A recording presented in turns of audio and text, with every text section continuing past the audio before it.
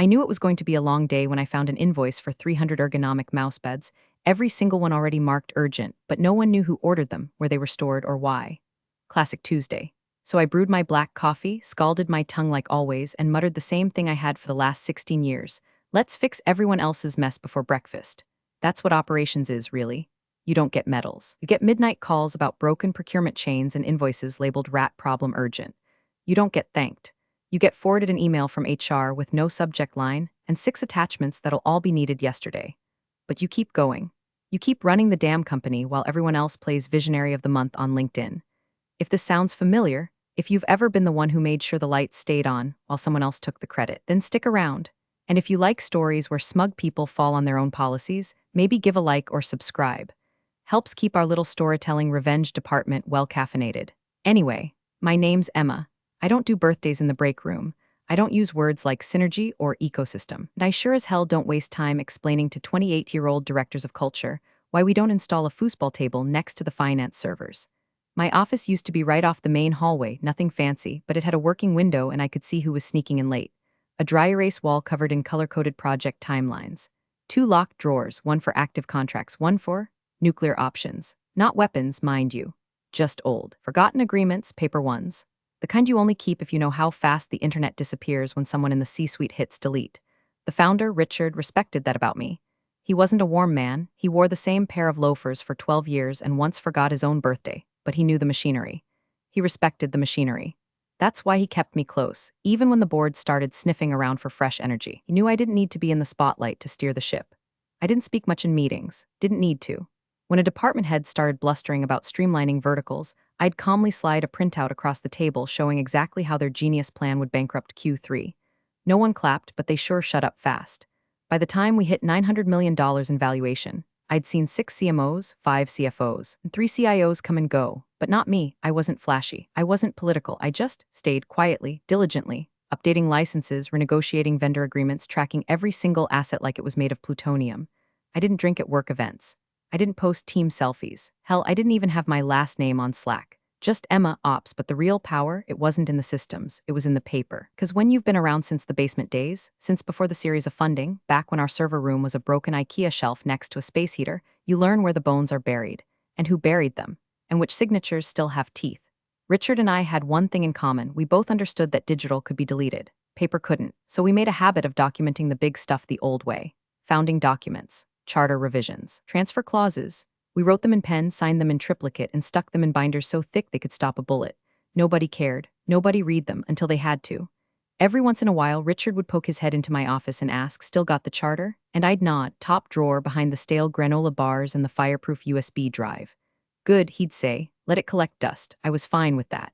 I wasn't looking to climb. I wasn't chasing title inflation or performance bonuses based on engagement per Slack emoji. I just wanted the place to run. I wanted the files backed up. The licenses valid. The people paid on time. And maybe on a good day, someone noticing that our Wi-Fi passwords were still password 123. But the higher we climbed, the louder the board got. They wanted fresh blood. Media presence. A face. A name. They wanted legacy. Richard was old school, but even old school founders get tired. He started pulling back, less involved, more advisory. His calendar filled with things like wellness retreat and off-grid reflection. And the whispers started. I heard them long before the announcement. Heard them in elevator pauses and Slack typos and suddenly locked Google Sheets. Something was shifting. I knew the rhythm of the company like the hum of a refrigerator. When it changed, I noticed. And then one morning, 2 months before the fiscal year close, I came in and found a ceramic nameplate on my desk that didn't belong to me. Lucas Hart, interim CEO. That's when I knew the knife had already been twisted. They just hadn't bothered to tell me yet. The official email hit at 9:17 a.m., subject line, exciting leadership transition. One of those overly peppy blasts from HR, soaked in exclamation points and cruelty dressed as opportunity. Read like a hostage note written by a junior comms rep shaking through her third iced matcha. The gist? Richard was stepping back to explore legacy architecture, and Lucas Hart, yes, his son, would be assuming operational stewardship as acting CEO. I didn't blink, didn't pause my spreadsheet audit. Just took a sip of lukewarm coffee and moved to the next vendor line item. Richard stepping down? Expected. Lucas taking over. A joke I'd heard in boardroom bathrooms for years. Lucas, who once tried to expense bottle service from a startup accelerator in Chalum. Lucas, who referred to risk assessment as vibe-checking contracts. That Lucas, the thudding footsteps came next. Dress shoes too clean, too loud. My door creaked open like it was scared. I didn't bother looking up, just heard him say Emma, just who I wanted to see. I finally glanced up. There he stood, grinning like a kid who'd found his dad's car keys. Khakis tailored too tight, collar popped like he was daring the company to sue him for being obnoxious. He strutted right in, spinning a phone on his finger. Mind if I? He said, already halfway into my chair. He didn't wait for permission. Just dropped into my seat, kicked back like he'd paid for the furniture, and whipped out his phone. The shutter clicked 3 times. New era begins, he said, tapping out a caption. #disrupt. #nextgen leadership. He smirked like he'd just cured cancer. I looked at him, slow, level, no sarcasm, no rage, just that deep, ice-cold silence that comes from watching a man pour gasoline on a house and light a match with his own dental records. You done? I asked. Lucas leaned forward, elbows on my desk, suddenly fascinated by a paperweight shaped like a stapler. Listen, this company's growing fast, needs agility. You need to cut legacy clutter. You've done? Great work, really, but I think you'll be happier focusing on archival stuff. He reached into his blazer, pulled out a white envelope like he was handing me a thank you card for babysitting his dog. Here's your new office assignment. Basement level between HR overflow and server cooling. Should be quieter, less chaotic. I opened the envelope. 1 keycard. No name, no note. Just a line scrawled in Lucas's serial killer handwriting. B3 storage room 7C. Understood, I said, not angry, not scared, just still. He waited for a reaction. I gave him none, didn't flinch, didn't ask what would happen to my team, didn't tell him what I knew was tucked inside the binder in my bottom drawer. I just stood, took my coffee, and left. The new office was a joke. Concrete-walled closet with 1 flickering overhead light and a chair that felt like it had been stolen from a high school cafeteria circa 1982. The table wobbled. No monitor, no docking station, just a single Ethernet port blinking like it too wanted to die. There were boxes of old HR files stacked in the corner, some labeled Disposal Q4 and others with sticky notes that said things like, "Who is Linda?" And not legally shredded. I sat. Slowly, the chair creaked like it didn't believe in me. That was fine. I didn't believe in the chair either. That afternoon, HR came by with a stack of re-onboarding documents. No eye contact, just a forced smile and a mumbled, "If you could sign these by end of day." I nodded. Understood. Again, no fight, no snark, just the word. Because here's what Lucas never grasped, what none of them grasped. The quieter I get, the louder the reckoning. And right then, I was a cathedral of silence. By the end of week 2, Lucas was signing off on decisions like a game show host on Adderall. Entire workflows, years in the making, erased with a red Sharpie and a smirk. Legacy processes are dead, he said at the leadership sync, waving a laminated poster that just said move fast, break stuff, outsource cleanup. He started by overriding the cross-functional approval matrix, one I'd built with legal after a 6-month audit nightmare back in 2015. Gone. Replaced with something he called Instinct Ops, which meant that if Lucas felt good vibes from a vendor, we'd wire them 5 figures before a background check. When IT flagged a non-compliant invoice from a third-party data visualization consultant who turned out to be Lucas's ex-roommate from Burning Man, he called it proactive, trust-based leadership. He had the nerve to pull one of my original compliance binders from the archive shelf, flip through it like it was a JCPenney catalog, and say, "God, Emma, this is grandma mode. You printed things?" I didn't flinch. Just leaned back in my folding chair in storage room 7C and sipped day-old coffee through a cracked mug that had once said I read deadlines before the heart peeled off. Sure did, I said. Paper doesn't vanish when someone rage quits a shared drive. He laughed like I'd told a joke, then walked away like he'd won. By week 4, HR was a different beast. The director, Stephanie, had always played both sides, but now she was firmly Team Lucas, complete with a new blazer, new haircut, and new PowerPoint on flattening hierarchy. Funny how flattening always seems to mean clearing out anyone over 40 with a working knowledge of institutional memory. One by one, the names started vanishing. Frank in procurement? Gone. Tisha in licensing? Voluntary retirement after 28 years. Mark from Fleet Logistics? Reassigned to Mentor Pod integration and quietly disappeared. The people who knew things, who carried the spine of this company in their cluttered desks and Outlook folders, were being cut off at the knees while Lucas posted blurry gifs of fresh starts on the company's Slack. I wasn't fired. That would have required courage. Instead, I got the corporate slow bleed. My name vanished from the org chart. First, the dotted lines disappeared, then the direct reports. Eventually, my entire operations title was replaced with a vague bullet point, Legacy Process Transition Consultant Internal, a position so fake, even the phishing emails didn't target it. Then came the kicker, an email from HR. No greeting, just a PDF titled Self-Offboarding Guide. The passive-aggressive subject line, supportive next steps. I read it in silence. It suggested I return equipment to assigned facilities, reflect on future fit skills, and complete exit survey to contribute meaningfully to cultural evolution.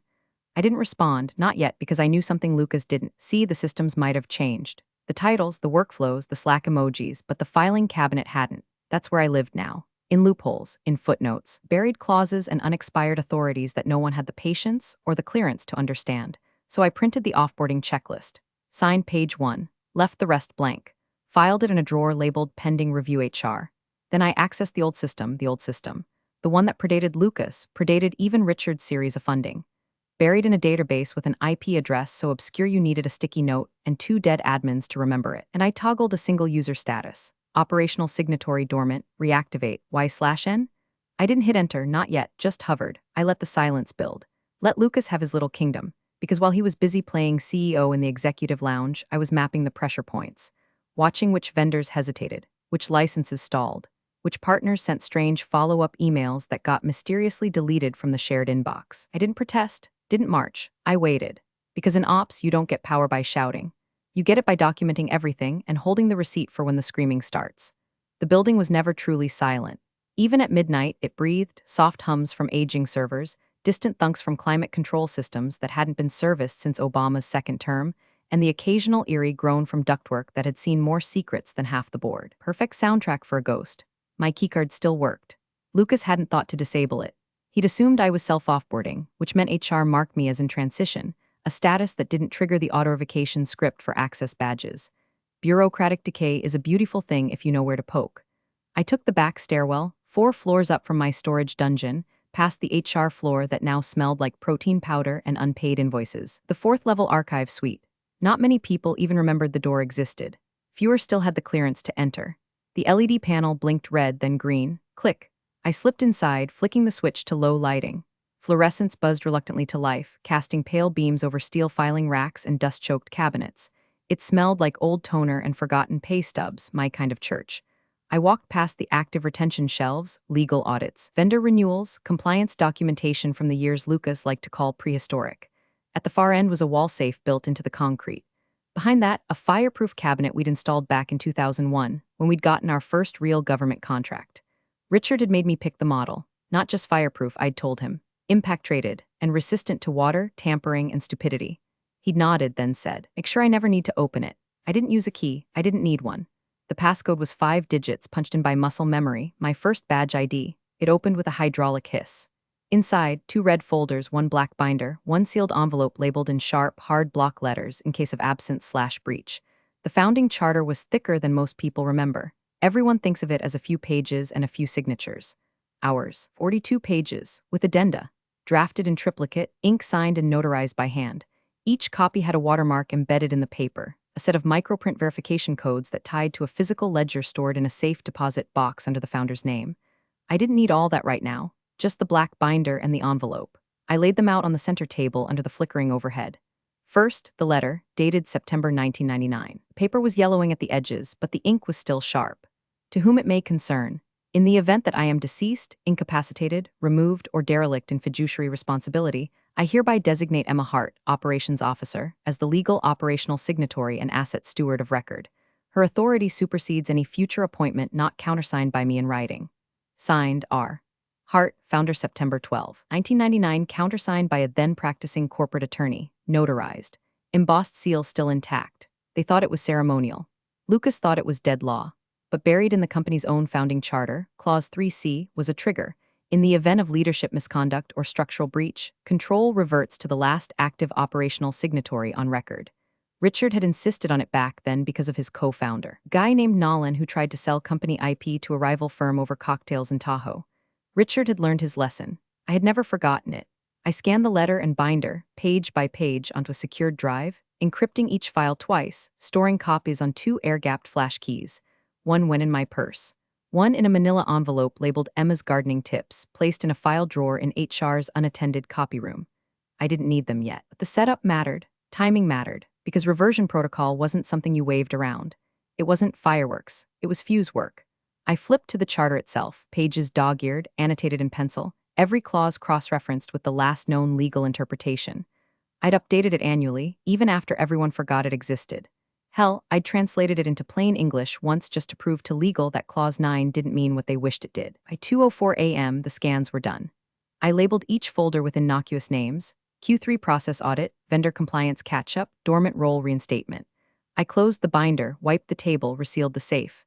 Back down to storage room 7C. At my desk, still no monitor, I slid one of the encrypted drives into a backup socket behind a loose tile I'd wedged open with a broken pencil sharpener last year. Then I pulled up my old notes, typed a single phrase into a blank document, and saved it under a randomly generated file name, Trigger Clause 3C, Reversion Protocol. I didn't send it, not yet. That would come later after the right cracks appeared. But I smiled to myself just once as the building groaned in its sleep above me, because Lucas thought he'd buried me. He forgot that some things grow better underground. The email was 3 lines long, one subject, no body, no signature. Trigger Clause 3C, Reversion Protocol. I sent it at 3:12 a.m. on a secure connection routed through an old VPN node we'd used during the Singapore expansion back in 2011. Still active, still buried under my name and billing. No one ever shut it down because no one remembered it existed. The recipient, Philip Morneau, outside counsel. Gray suit, older than dirt, could quote clauses like hymns. Retired 5 years ago, supposedly. But Richard once told me if everything ever goes to hell, call Philip. He'll know which hammer to bring. So I did. No pleasantries, no hope you're well.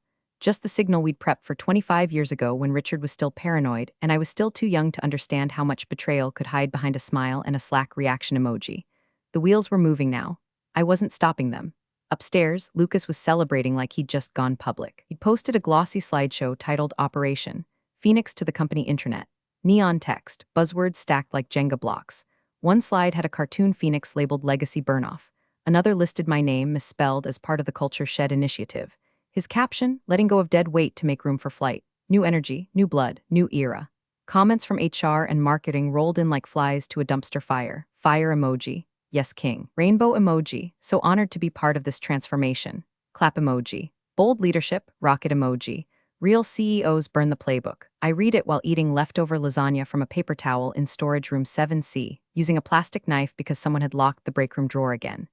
Dead weight, huh? Cute. That same afternoon, Lucas announced a vision town hall. He was going to cement his leadership legacy and set the tone for the next decade. Even sent a meeting invite to external press. First time in company history their town hall had a media RSVP. Of course, I wasn't invited. My inbox didn't even ping, didn't matter. I had a different audience now. By the next morning, I had a response from Philip, one sentence. No greeting, no sign-off, received. Activating Charter Council review. Hold position. Simple, surgical, like the man himself. The point of no return was now firmly behind me. I didn't tell anyone, didn't warn legal, didn't loop in finance. Why would I? They'd all kissed the ring already. Let them sweat. Instead, I started packaging files, dozens of them. Old insurance agreements with built-in void clauses if certain signatories were altered without documentation. Vendor contracts with triggers for adverse operational restructuring. Licensing agreements from when we entered the federal sector, ones that required updated leadership rosters every 90 days or they'd lapse automatically. I knew which ones Lucas had neglected. I counted on it. Every time he ignored a compliance notification, every time he mocked paper people, he lit another match. And I was holding the can of gasoline, just waiting for him to dance close enough. That week, 3 vendors paused payment processing. 2 partners asked for clarification on internal structural alignment. And 1 federal database quietly moved our license status to under review. Lucas blamed legacy lag. He called a company-wide Zoom to say, "We're modernizing too fast for the old frameworks to keep up." Told everyone to embrace the chaos. Said it with a grin like he was at a TEDx on ayahuasca. And I printed out the license lapse notice and slid it into a file labeled Collateral Phase 1. That night, I found the original folder we'd used to draft the charter. The one with Richard's notes in the margins. Paper-clipped, coffee-stained, and still marked with his faded initials. On the back of one page, he'd written a single line in pencil. "If the ship's ever taken by fools, give her back to the hands that built her." I didn't cry, didn't feel vindicated. I felt ready. The hammer had been lifted. It was already falling. The first crack showed on a Tuesday morning, 9:06 a.m., buried inside an invoice rejection from one of our oldest vendors, Flagstaff Systems. They'd been with us since we were running servers off folding tables and renting bandwidth from a guy named Stan. Now, out of nowhere, their payment platform flagged a missing operational compliance certificate. Lucas brushed it off. "Legacy vendor drama," he said, rolling his eyes and sipping from a mason jar full of something called a focus smoothie. "They'll cave once we dangle Q4 numbers." They didn't. Then another ping, this time from Clarion Legal Holdings, one of our partner firms in Europe. Their counsel requested updated leadership documentation before finalizing the next phase of our data sharing contract. Governance assurance required, the email said, requesting confirmation of signatory legitimacy under existing charter framework. Lucas sent back a gif of a shrugging puppy. Seriously, a puppy? That afternoon, he stood in the glass fishbowl conference room, all swagger and bad cologne, telling legal to just Google me if they need confirmation. I watched from the hallway as he smirked, tapped his phone, and leaned back like he'd just solved geopolitics. By Thursday, our software licensing compliance status updated to pending audit. That wasn't an error, that was a warning. Systems like ours don't just go under review, they get flagged. Still, Lucas waved it all off. Probably some out-of-date paperwork. Emma-era cruft clogging the system. And that's when it happened. A junior staffer, Danny from Facilities, 23, new badge, still thought free kombucha was a personality trait, came sprinting into the executive floor with a sheet of paper. Someone left this by the printer. Lucas didn't even look up, toss it. Danny didn't move. I think you should maybe see it. He handed over a single page, printed in full color, laminated. It was the first page of the founding charter. Clause 3C was highlighted in bright yellow. Underneath, in calm, courier font, in the event of leadership misconduct or structural breach, full asset stewardship shall revert to the last active operational signatory of record. And below that, my name, E. Hart, no commentary, no explanation, just the clause and the name, deliberately left on a shared printer outside the exec suite, right where Danny, who was delivering paper towels to the CEO's private bathroom, would see it. Lucas looked at the page for maybe half a second, then scoffed, loud, mocking. This is fan fiction. Emma probably left it as a prank. She's got too much free time down there in her janitor dojo. He crumpled the page, missed the trash can, and kept walking. Old paperwork doesn't scare me, he said to no one in particular. The thing is, he was right. Paperwork doesn't scare you, until it does, because paperwork doesn't argue, doesn't blink, doesn't show up on Slack with typos and excuses. Paperwork waits. The fuse was lit, and Lucas. He was still dancing around with gasoline, thinking the smell was progress. Vendors kept stalling. One requested a full breakdown of our operational hierarchy and insisted it be notarized. Another paused shipment of mission-critical components pending compliance revalidation. A few middle managers started asking questions in meetings, soft ones, careful ones. Hey, should we be worried about that audit flag? Who's authorized to sign off on these contracts now that Emma's not on the roster? Lucas deflected every time, turned everything into a joke. Guys, come on, we're not a mom and pop anymore, we're in beast mode. Meanwhile, I updated my folder, printed each inquiry, logged the response, filed it under contingency threads pre-failure. There was no rage in me anymore, no fire, just the calm detachment of a surgeon marking where to make the first cut. Cold amusement. He thought he was winning, but he wasn't playing the game. He was the game. The morning of the merger preview was all preening and posturing. Lucas had a new haircut, a fresh tan suspiciously timed with last week's strategic offsite, and a custom-tailored blazer that probably cost more than my annual software budget back when we still had budgets. He strutted through the executive floor like a man about to win an Oscar for playing CEO in a direct-to-streaming thriller. His big announcement? A pending merger with a boutique tech firm out of Seattle, lean, flashy, VC-backed, and blissfully unaware of the regulatory quicksand they were about to step into. Lucas had even branded the move, Operation Next Wave. It was printed in holographic foil on the pitch decks. Only one problem. The firm's general counsel, Harold Drayton, a man who'd once redlined his own daughter's prenup, had a question. Before we even think about signing off on this, Harold said in his gravel pit voice, we need a complete compliance re-review. Current charters, licenses, signatory authority, full scope. Lucas blinked, we've already got the numbers. Harold didn't even look up. I didn't say numbers, I said governance. And that includes the founding documentation. Lucas, visibly annoyed, turned to our in-house counsel, Meg, smart, sharp, and clearly uncomfortable. Meg, please tell me we don't have to go dust off Emma's Museum of Sadness. Meg looked pale.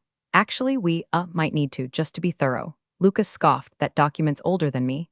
Meg didn't laugh, and neither did Harold, who simply said, then it's old enough to outlive your mistakes. They scheduled a pre-merger compliance review for the next morning. Lucas didn't cancel his press interviews. I watched from the security feed archive room, one of the few places they hadn't thought to revoke access. While Lucas rehearsed his talking points into a ring light, legal and audit teams went digging through archive systems and physical folders. It didn't take long. By 11:43 a.m., 3 problems had surfaced. First, the licensing for our software suite was out of sync. Lucas had overridden a renewal process that depended on quarterly confirmation from a licensed operational officer. The field was blank. Status? Lapsed pending review. Second, a vendor we were planning to onboard for the merger was on the federal restricted entity list. Compliance flags had been overridden by someone using an unverified exec credential. The system log tagged the user as L. Hart Temp. Third, they found the charter, not a copy, not a scan. The original, blue ink signed, notarized, watermarked founding charter with the operational override clause in bold font, page 7. Clause 3C, in the event of leadership misconduct or structural breach, full asset stewardship shall revert to the last active operational signatory of record. And there, just beneath it in the unmistakable, spiky handwriting of Richard Hart, operational signatory, Emma Hart.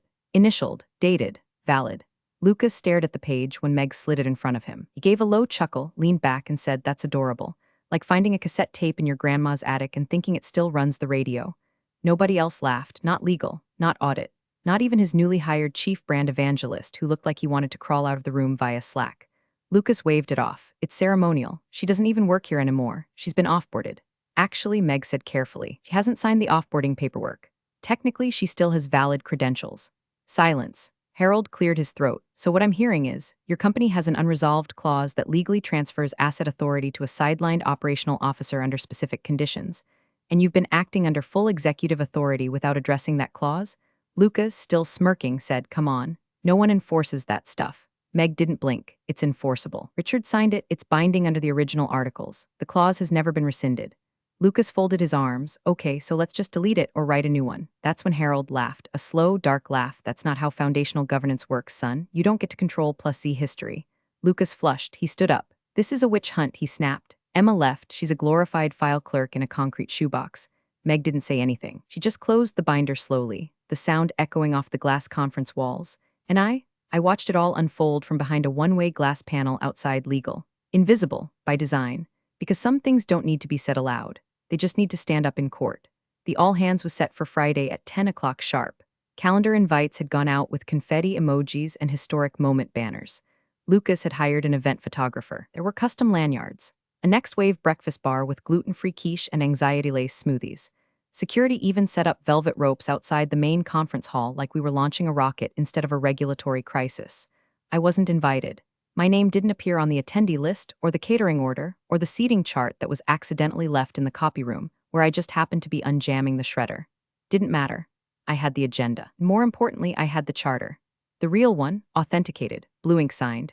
Richard's spidery initials still there on the bottom margin like a wax seal from a forgotten kingdom. Legal had confirmed it, not in an email, not even over a call, but through a silent drop. A fresh printed version of the charter placed on the desk of the general counsel, sealed in a plain manila envelope with a post-it that said, in Meg's neat cursive, "It's valid, she's still it." And now, the freefall had begun. At 7:43 a.m., a paralegal flagged an anomaly in the licensing chain. One of our federal permits had gone from under review to pre-suspension. The compliance portal listed the missing update as operational steward acknowledgement not received. At 8:05, a VC observer from the board requested a call. He'd just been alerted to a series of flagged vendor transactions that hadn't been properly reviewed since Lucas restructured the ops team. "Is Emma still attached to those workflows?" he asked. "Because if she is, we need her name on file or the investment trigger clause won't activate." Meg's assistant stared at her screen for 6 whole seconds, then typed, "Emma Hart has not been formally offboarded and still holds legacy operational status under Charter 3C." At 8:42 a.m., 3 members of the legal team huddled in conference room 5A with the blinds drawn, flipping through printed documents and whispering like churchgoers before a funeral. At 9:17, Lucas was on stage, doing a mic check with the AV tech. Check one, can we boost the bass? I want it to hit like a manifesto." He was dressed for a coronation, designer suit, no tie, sleeves rolled to the elbow like he'd just come from saving a child from a burning building. He wore a lapel pin shaped like a phoenix and carried a note card with exactly 5 bullet points. 1. Vision 2, burn the old. 3. Rebuild new. 4. Trust the fire. 5. Fly. At 9:36, the firm's external legal liaison called Meg directly. "Is Clause 3C active?" "Yes," she said, "and the named signatory, Emma Hart." There was a pause, then, "Get ready." Inside the auditorium, Lucas paced in front of the stage, hyping himself up like a prizefighter. "This is going to be legacy defining," he said to the brand evangelist, who nodded like his job depended on it, which it did. Backstage, press reps adjusted their tripods. Someone passed around company-branded pens. HR handed out laminated programs titled Our Phoenix Moment. Meanwhile, I sat 2 floors up, alone, my folding chair beside the storage cabinets and a lukewarm thermos of gas station coffee, watching the internal feed on a dusty monitor that hadn't been used since the Christmas security breach of 2014. The legal channel lit up with chatter. Clause authenticated. Charter is clean. No amendments. Signatory holds. Recommend immediate pause of all comms until GC reviews. Where is Lucas? The tension crackled like a live wire. Every new message was a dropped match in a room soaked in kerosene. But Lucas? He didn't feel it. He stood at center stage, beaming, waving to executives who hadn't even noticed the trapdoor under their feet. At 9:58 a.m., just 2 minutes before he was set to begin, Harold Drayton, the founder's personal legal bulldog, entered the building. No badge, no announcement. Just a briefcase and a face carved out of consequence. He He bypassed the reception desk, walked straight to legal and asked one question. Do you have the charter? Meg handed it over without a word. Harold opened it, flipped to page 7, nodded once, then closed it gently. Call the founder, he said. Backstage, Lucas lifted his arms like a preacher. It's time, he whispered. It was, but not in the way he thought. Lucas was halfway through bullet point 3, rebuild new, when the side doors to the auditorium swung open with a thud. Every head turned. Harold Drayton walked in like gravity itself had entered the room. No greeting, no theatrics, just one object in his hand, the founding binder. Lucas faltered for half a second, recovered with a smirk. Looks like Legal's got the original bedtime story, he joked, flipping his mic off for a second to chuckle with the COO. Harold didn't smile.